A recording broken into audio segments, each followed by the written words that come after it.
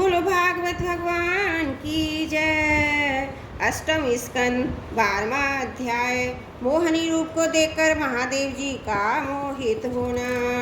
श्री सुखदेव जी कहते हैं, परीक्षित, जब भगवान शंकर ने ये सुना कि श्री हरि ने स्त्री का रूप धारण करके असुरों को मोहित कर लिया है और देवताओं को अमृत पिला दिया, तब वे सती देवी के साथ बैल पर सवार हो समस्त भूतगणों को लेकर वहां गए जहां भगवान मधुसूदन निवास करते हैं।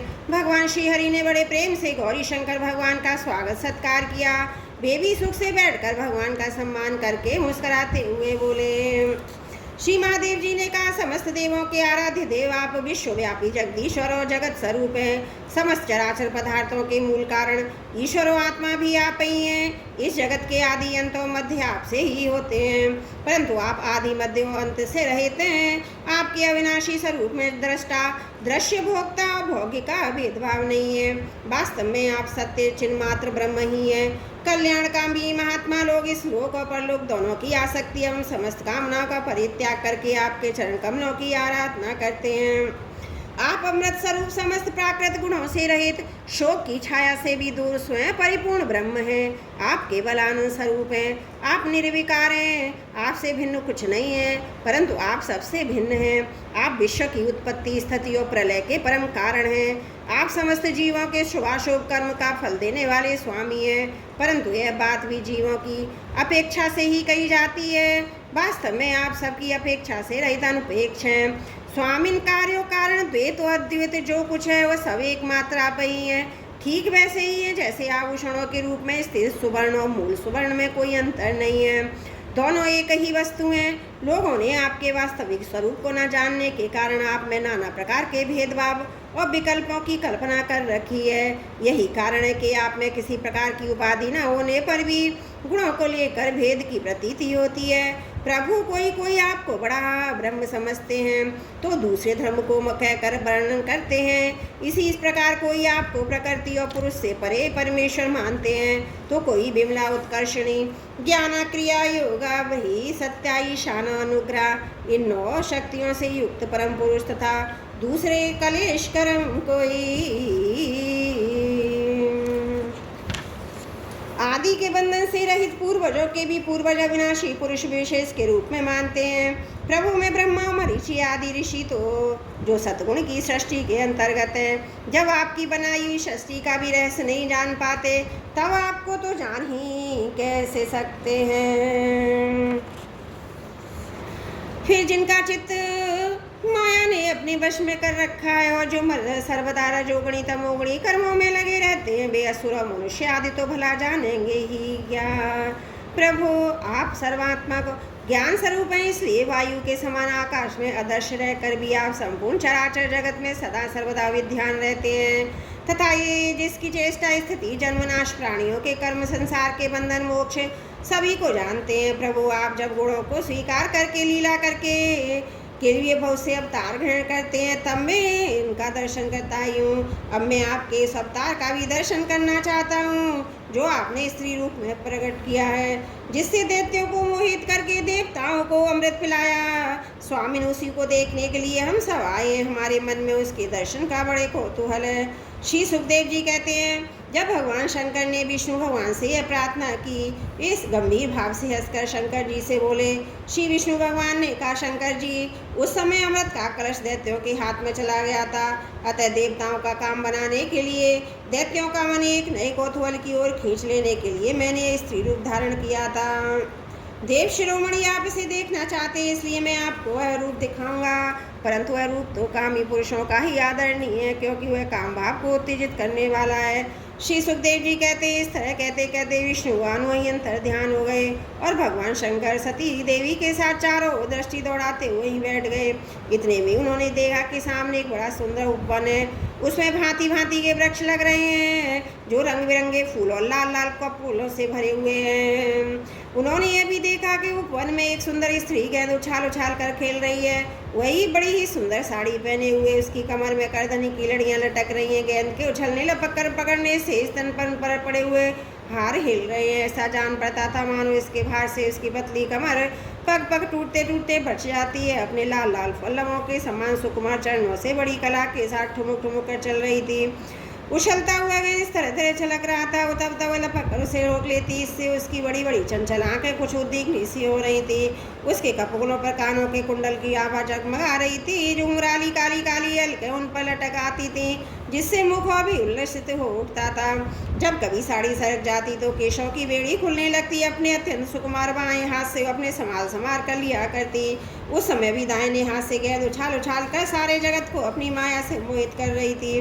गेंद से खेलते खेलते उसे तनिक सज्जला जभाव मुस्कुरा कर तिरछी नजर से शंकर जी की ओर देखा। बस उसका मन हाथ से निकल गया। वे मोहनी को निहारने और उसके चितवन के रस में डूबकर इतने बेहल हो गए, उन्हें अपने आप ही सुधी न रही। फिर पास बैठी हुई सती और गणों की तो याद ही कैसे रहती। एक बार मोहनी के हाथ से उछलकर गेंद थोड़ी दूर चला गया। वह भी उसी के पीछे दौड़ी। उसी समय शंकर जी के देखते देखते बाबू ने उसकी छीनी सी साड़ी गर्दनी के साथ ही उड़ा दी। मोहनी का एक एक अंग बड़ा ही रुचिकर और मनोरम था। जहाँ आंखें लगी रहती ही नहीं, मनी वहीं रमण करने लगता। उसको इस दशा में देखकर भगवान शंकर उसकी ओर अत्यंत आकृष्ट हो गए। उन्हें मोहनी भी अपने प्रति आसक्त जान पड़ती थी। उसने शंकर जी का विवेक छीन लिया। वे उसके हाव से कामुतर हो गए। भगवानी के सामने ही लज्जा छोड़कर उसकी ओर चल पड़े। मोहनी वस्त्रहीन तो पहले ही हो चुकी थी। शंकर जी को अपनी ओर आते देखकर बहुत लज्जित हो गई। वह एक वृक्ष से दूसरे वृक्ष की आड़ में जाकर छिप जाती, हंसने लगती, परंतु कहीं ठहरती न थी। भगवान शंकर की इंद्रियां अपने बस में नहीं रही, बेकाम वश हो गए थे। अतः हथनी के पीछे बाण हाथी की तरह उसके पीछे पीछे दौड़ने लगे। उन्होंने अत्यंत वेग से उसका पीछा करके पीछे से उसका जूड़ा पकड़ लिया। उसकी इच्छा न होने पर भी इसे दोनों भुजाओं पर कई हृदय से लगा लिया। जैसे हाथी हथनी का आलिंगन करता है, वैसे ही भगवान शंकर ने उसका आलिंगन किया। वह इधर उधर खिसक कर छुड़ाने की चेष्टा करने लगी। इसी छीना झपटी में उसके सिर के बाल बिखर गए। वास्तव में उस सुंदरी भगवान की रची माया आई थी। उससे किसी प्रकार शंकर जी के भुजभात से अपने को छुड़ा लिया और बड़े वेग से भागी। भगवान शंकर भी उन्मोहनी वेशधारी अद्भुत कर्मा भगवान विष्णु के पीछे पीछे दौड़ने लगे। उस समय ऐसा जान पड़ता था मानो उसके शत्रु कामदेव ने इस समय उन पर विजय प्राप्त कर ली थी। कामुक हथनी के पीछे दौड़ने वाले मद उन्मत्त हाथी के समान वे मोहनी के पीछे पीछे दौड़ रहे थे। यद्यपि भगवान शंकर का वीर्य हो गया, फिर भी मोहनी के माया से विस्कृत हो गया। भगवान शंकर का वीर पृथ्वी पर जहाँ जहाँ गिरा वहाँ सोने चांदी की खाने बन गई। परीक्षित नदी सरोवर पर्वत वन में जहाँ जहाँ ऋषि मुनि निवास करते थे, वहाँ मोहनी के पीछे पीछे भगवान शंकर गए। परीक्षित वीरपात हो जाने के बाद उन्हें अपनी स्मृति उन्होंने देखा कि अरे भगवान की माया ने मुझे खूब झकाया। वे तुरंत उस दुखद प्रसंग से अलग अलग हो गए। इसके बाद आत्मस्वरूप सर्वात्मा भगवान की यह महिमा जानकर उन्हें कोई आश्चर्य नहीं हुआ। वे जानते थे कि भला भगवान की शक्तियों का पार कौन पा सकता है। भगवान ने देखा भगवान शंकर को इससे विषाद और लज्जा नहीं हुई। तब वे पुरुष शरीर धारण करके फिर प्रकट हो गए। बड़ी प्रसन्नता से उनसे कहने लगे। श्री भगवान ने कहा, देव शिरोमणे, मेरी स्त्री रूपणी माया से विमोहित होकर भी आप स्वयं अपनी निष्ठा में स्थित हो गए। यह बड़े ही आनंद की बात है। मेरी माया पार है, यह ऐसे ऐसे भाव रचती है कि अचेत इंद्रिय पुरुष तो किसी प्रकार से छुटकारा पा ही नहीं सकते। भला आपके अतिरिक्त ऐसा कौन पुरुष है जो एक बार मेरी माया के फंदे में फंसकर भी स्वयं उससे निकल सके।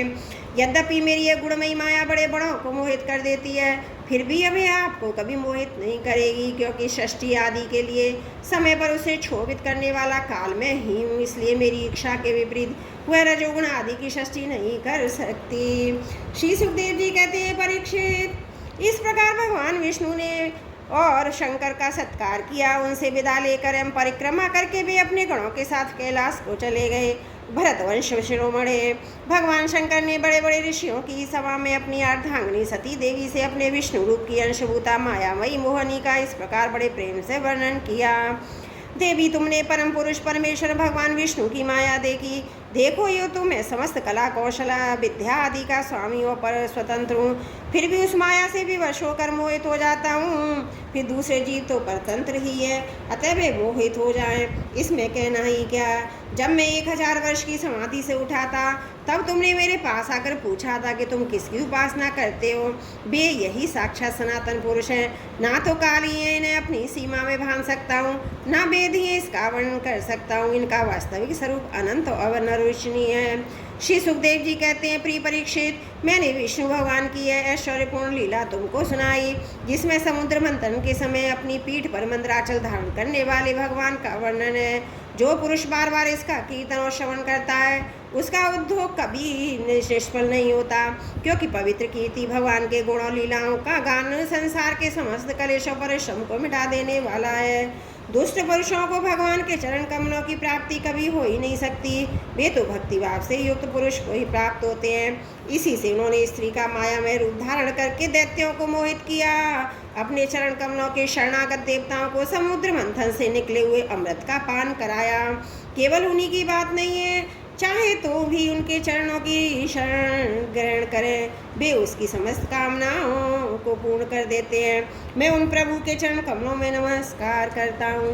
बोलो भागवत भगवान की जय। अष्टम स्कंद 12वां अध्याय समाप्त। त्रुटियों के लिए क्षमा प्रार्थी हूँ।